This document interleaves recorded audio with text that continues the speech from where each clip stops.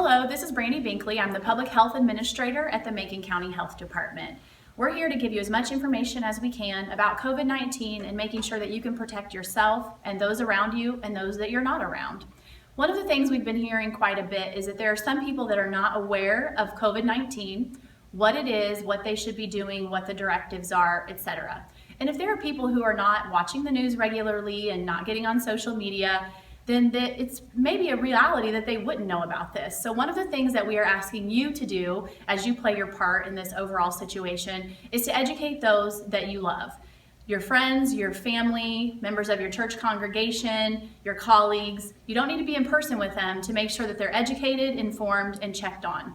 Make sure that the people that you love and care about and the people that trust you and what you say and the guidance that you give, make sure they know what is going on with COVID-19. Make sure they know there's a shelter-in-place order that was extended now and that people should be staying home unless it's absolutely necessary to get out.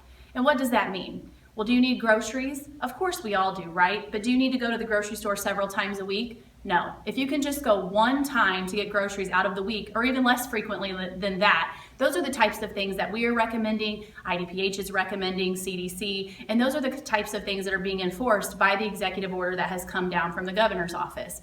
So make sure that the people that you know, love, and that will listen to you, give them the guidance that they need. Give them the guidance that they must follow right now in order to do their part to protect their own lives and the lives of the people that they are around and the lives of people that they may come into contact with at the grocery store or at a park.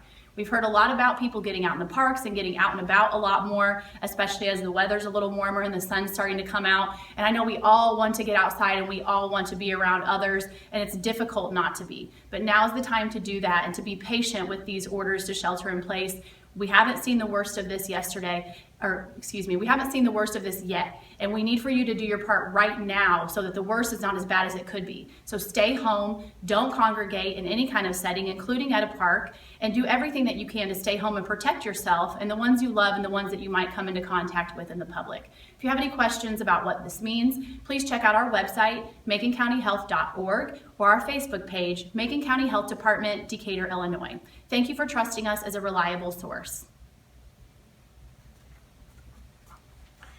Thank you, Brandy. We appreciate the city's partnership with the Macon County Health Department and all the other local governments and health providers and social service agencies that are coming together at this critical time. It wouldn't be possible to have a coordinated response without them. I'm Scott Wright, and I'm the city manager of Decatur, and I want to mention a few things to you that are really more in the category of the economic impact created by the COVID-19 situation, especially now that Governor Pritzker has made a decision to keep the stay-at-home order, shelter-in-place order, in effect until April 30. There will be several different ways in which life is different in Decatur and Macon County, and the purpose of these videos 3 times a week is to update you on decisions that local leaders have made about them, and the situation continues to be fluid and will change. But here are some for today on April 1st. And these aren't April Fool's jokes. The first is that in order to protect our bus drivers on the Decatur transit system from exposure, because they're really on the front lines operating their regular routes, we're going to ask patrons to board the buses from the rear side doors rather than the front doors, unless they require the special lift that handicapped users would use at the front. If you don't need that handicapped lift at the front of the bus, please enter and exit all of our Decatur transit buses from the rear side doors. Now, what that means is that you won't be passing the fare box. So for the duration of this emergency, we won't be collecting fares. So you have to use the back door, but the good news is we won't be collecting any fares for all Decatur bus routes for the duration of the emergency. April 1st is Census Day. I've had the opportunity to talk about census issues in the past, and the Census Bureau nationwide decided this was a day we were going to draw attention to the census and how important it is. And even though the Census Bureau has suspended its field operations, meaning their door-to-door work, and I believe that because of both the president's and the governor's order, those field operations will likely be suspended for the entire month of April. So nobody's going to be coming to your door during the month of April, I think is what that means, even though they've so far only said to the 15th. It gives you even more time to respond to that census letter by by mail or by going online. We hope that as few census workers as possible have to go door to door in this emergency, but they still have to get that data. And so we encourage all of you to respond to the census by mail or by online. And there'll be other opportunities, I think, to do that around the community so that we avoid that door-to-door contact. Every year the city does Community Cleanup Day. That's 4 different times when you can get rid of all the trash in your attic and your garage, and you bring it in your trunk or in the back of your truck to the Civic Center where we have roll-off dumpsters set up. So the first of those days is scheduled to be April 21st. But because of this emergency, we're not going to have the event on April 21st.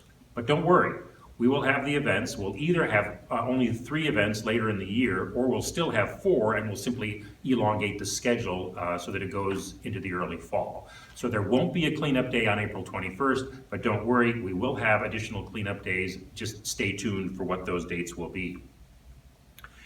We've also made some changes to our downtown parking enforcement.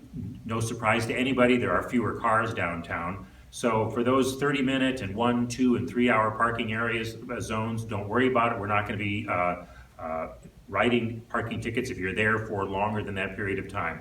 However, we will still write tickets if you park in a zone that is one of the specifically permitted ones, one of those on-street spots where somebody has paid a fee for that specific site. If you park in a handicap zone or a loading zone or in front of a hydrant or a driveway, you're still going to get a parking ticket. But those other zones, including the Franklin Street parking garage, we're not going to be writing tickets in those locations.